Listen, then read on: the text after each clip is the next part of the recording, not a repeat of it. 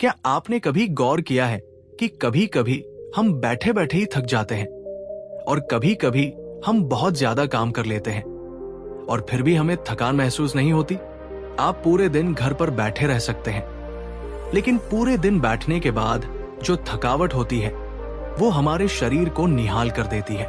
वहीं अगर हम कोई खेल खेलते हैं तो हम उसमें खूब भाग दौड़ करते हैं और खेलने के बाद एक चुस्ती महसूस होती है, जैसे शरीर का रोम रोम खेल उठाता है। अगर आप देखें तो ये बात अपने आप में विरोधाभास है। प्राकृतिक रूप से होना तो ऐसा चाहिए कि जब आदमी खेलता है तो उसका शरीर थकता है, इसलिए खेलने के बाद उसे थकावट महसूस होनी चाहिए। और जब आदमी खाली बैठता है तो वो अपने शरीर को थका ही नहीं रहा, वो तो आराम कर रहा है। तो फिर उसे थकावट क्यों महसूस होती है? इसका जवाब है हमारे मन में। जहां तक शरीर की बात है, शरीर को थकने से मन नहीं थकता, और अगर आपका मन थक जाता है तो आपका शरीर साथ नहीं देता। यही स्थिति खाली बैठने में होती है और मन की इस स्थिति को हम तनाव कहते हैं। आज की कहानी में आपको तनाव के बारे में संपूर्ण जानकारी मिल जाएगी। अगर आप तनाव को समझ लेते हैं तो आपके जीवन से दुखों का मिटना निश्चित है, क्योंकि दुख तनाव के कारण ही पैदा होते हैं। तो चलिए इस कहानी से हम तनाव को समझते हैं। इससे पहले कि आप इस कहानी में खो जाएं, इस चैनल को सब्सक्राइब जरूर कर लें। तो चलिए कहानी शुरू करते हैं। एक समय की बात है जब बुद्ध अमृत में अपना समय व्यतीत कर रहे थे। उस समय तक बुद्ध की ख्याति दूर दूर तक फैल चुकी थी। काफी दूर दूर से लोग अपने चिंताओं और दुखों के बारे में बुद्ध से समाधान खोजने के लिए आते थे। ऐसे ही एक दिन जब बुद्ध अमरों में अपने शिष्यों को उपदेश दे रहे थे तो एक अधेड़ उम्र का आदमी अपने 22 से 23 साल के लड़के को साथ लेकर बुद्ध की तरफ चला रहा था। बुद्ध ने एक नजर उन पर डाली और उपदेश में बैठने के लिए कहा। जब उपदेश खत्म हुआ तो बुद्ध ने उस आदमी को अपने पास बुलाया और अपने पास बैठने का इशारा किया। जंगल में हरियाली छाई हुई थी और सुहाना मौसम था। जंगल से भांत भांत के पक्षियों की आवाज वहां पर गूंज रही थी। इसके बाद बुद्ध ने उस आदमी से आने का कारण पूछा। इस पर वो आदमी कहता है, हे तथागत, मैं 2 दिन की यात्रा करके अपने बेटे को आपसे मिलवाने के लिए लाया हूं। ये मेरा इकलौता पुत्र है। ये हमेशा थकात का रहता है। ऐसा लगता है कि इसके शरीर में कोई जान ही नहीं है। अगर हम इससे कुछ कहते हैं तो ये हमारी छोटी छोटी बातों पर गुस्सा करता है।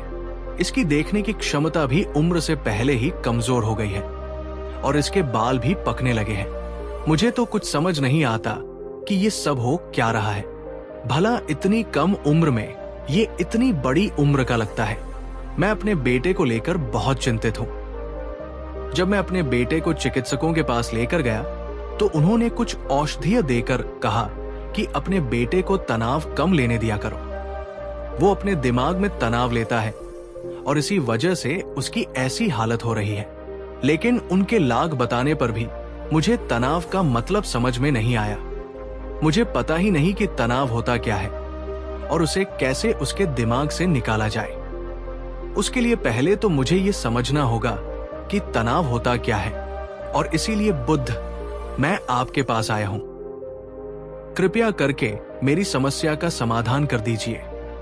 ये सुनकर बुद्ध उसे लड़के को बड़ी गौर से देखते हैं, उसकी आंखों में देखते हैं, उसके चेहरे को देखते हैं और फिर उसके हाथ की नब्ज भी देखते हैं। ये सब विधियां करने के बाद बुद्ध उस आदमी से कहते हैं, तनाव लेना तो कोई नहीं चाहता, लेकिन फिर भी तनाव लोगों को दीमक की तरह पकड़ लेता है और इंसान को यह पता ही नहीं चलता कि वो तनाव में जी रहा है। लेकिन अगर वही इंसान तनाव को समझ लेता है, तनाव के बारे में कोई ऐसा पैमाना बना लेता है कि उसे पता चल सके कि वो कितना तनाव में है, तो वो समस्या का समाधान भी खोज सकता है। मुख्य रूप से तनाव के 8 कारण होते हैं। इसके बाद बुद्ध कहते हैं कि सबसे पहले तो हमें ये समझना होगा कि तनाव होता क्या है। जब कोई इंसान कोई काम कर रहा होता है और उसका मन कहीं दूर भटक रहा होता है, कल्पना में होता है, तो उससे शरीर और मन के बीच दूरी पैदा हो जाती है। और जितनी दूरी शरीर और मन के बीच में होगी, हम उतने ही निद्रा की अवस्था में होंगे। और इसी दूरी को, इसी जाल को तनाव कहा जाता है। कोई महसूस क्यों करता है? हालांकि उसने अपने शरीर को तो थकाया है, लेकिन समझने की बात यह होती है कि खेलते वक्त मन और शरीर पूरा उसे खेल पर केंद्रित होता है, जिससे शरीर और मन में दूरी पैदा नहीं होती और कोई तनाव पैदा नहीं होता, बल्कि हमारा तनाव दूर हो जाता है। और वही जब हम कोई अरुचिपूर्ण कार्य करते हैं जिसमें हमारा मन नहीं लगता, तो हम शारीरिक रूप से वो काम तो करते हैं, लेकिन हमारा मन कहीं दूर कल्पना में भटक रहा होता है।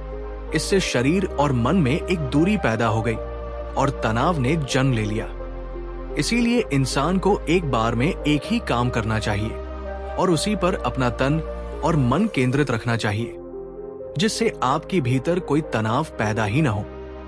तनाव के कुछ मुख्य कारण भी होते हैं। इसके बाद बुद्ध कहते हैं कि अगर हम इन कारणों को जान लेते हैं तो हमारे अंदर तनाव कभी भी पैदा नहीं होगा। मुख्य रूप से जो कारण है, उनमें सबसे पहला कारण होता है महत्वाकांक्षी होना। अच्छी बात होती है, लेकिन कभी आपने गौर किया है कि इंसान के लक्ष्य कभी पूरे ही नहीं होते, क्योंकि इंसान का कोई एक लक्ष्य होता ही नहीं है।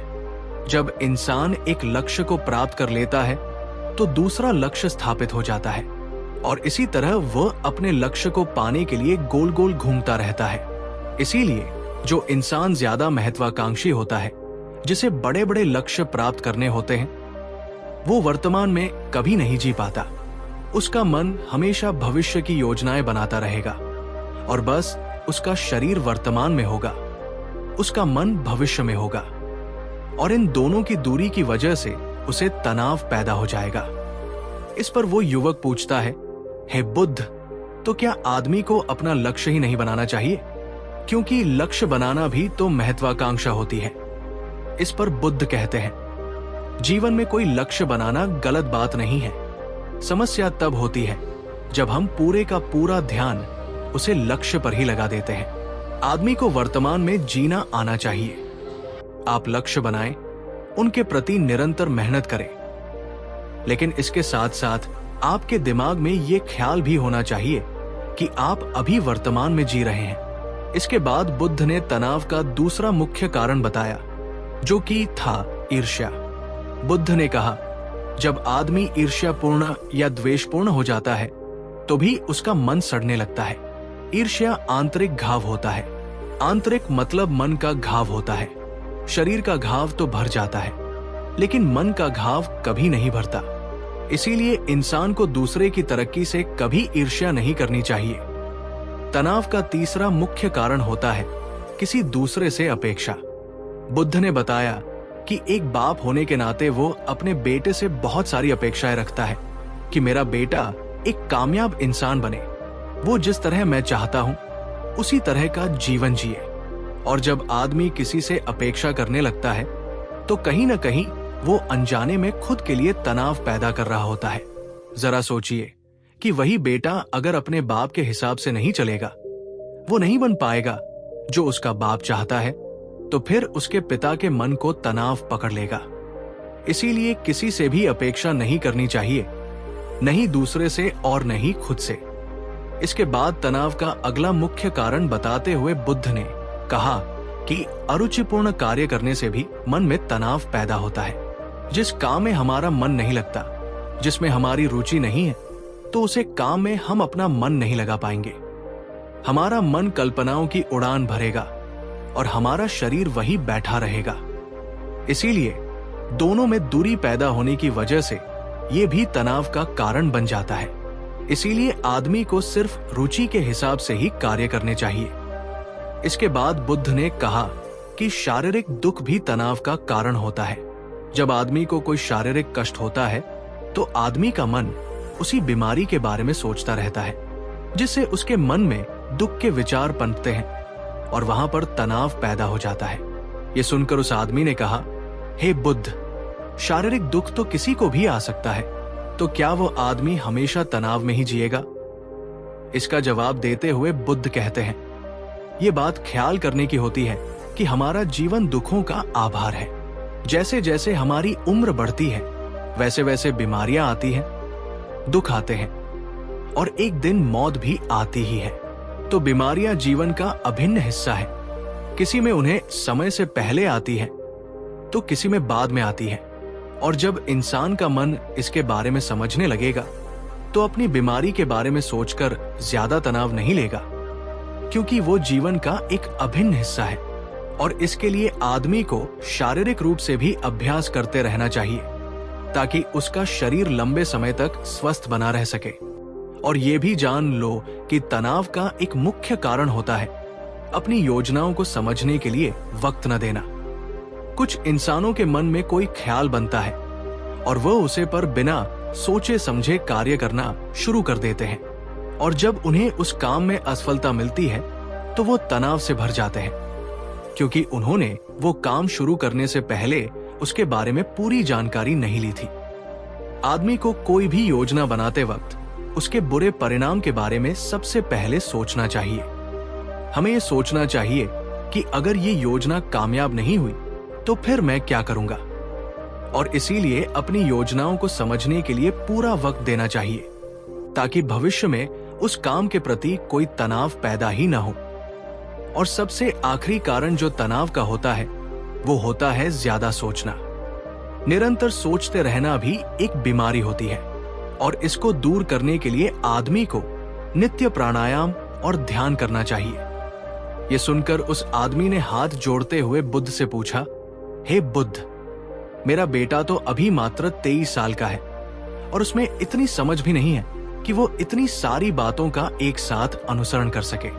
कृपया करके तनाव मुक्त रहने का कोई आसान सा मंत्र बता दे जिससे आदमी उसे मंत्र का अनुसरण भी कर सके और तनाव मुक्त भी रह सके। ये सुनने के बाद बुद्ध ने कुछ सोचते हुए जवाब दिया कि इसके लिए एक छोटी सी विधि है। अगर तुम इतनी बातों का पालन नहीं कर सकते तो तुम एक बार में एक काम को करने पर ही ध्यान लगाओ। जो भी तुम काम कर रहे हो बस एक काम एक बार में करो और उसे काम को पूरा ध्यान लगाकर करो। अगर तुम्हारा ध्यान इधर उधर भटकता है तो जब याद आए तो वापस उसे उसी काम पर लगा दो। ये सबसे आसान और सबसे अच्छा तरीका है तनाव मुक्त रहने का। अगर तुम खाना खा रहे हो तो खाना खाने पर ही अपना ध्यान केंद्रित कर दो। अगर तुम चल रहे हो तो चलने पर ही अपना ध्यान केंद्रित कर दो। इससे तुम्हारा मन और तुम्हारा शरीर दोनों एक जगह पर रहेंगे और दोनों के बीच दूरी नहीं पैदा होगी, जो कि तनाव का मुख्य कारण होती है।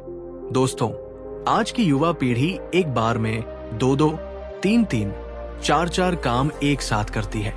जैसे कि कोई आदमी खाना खाते वक्त टीवी भी देखता रहता है, फोन पर बात भी करता रहता है और फिर बाद में कहता है कि मैं तो तनाव में रहता हूं। जब 3-3 काम एक साथ करेगा आदमी तो तनाव पैदा होना तो लाजमी ही है, क्योंकि मन तो पूरा ध्यान लगाकर एक बार में एक ही काम कर सकता है। पूर्ण रूप से ध्यान 2 चीजों पर कभी नहीं लग सकता। इसीलिए जहां तक संभव हो सके कोशिश कीजिए कि आप अपना ध्यान एक ही काम पर लगा पाए। तो दोस्तों, कैसी लगी आपको ये कहानी? कमेंट सेक्शन में जरूर बताना, और अगर अच्छी लगी तो इस चैनल को सब्सक्राइब करना मत भूलना। तो मिलते हैं अगली कहानी में। धन्यवाद।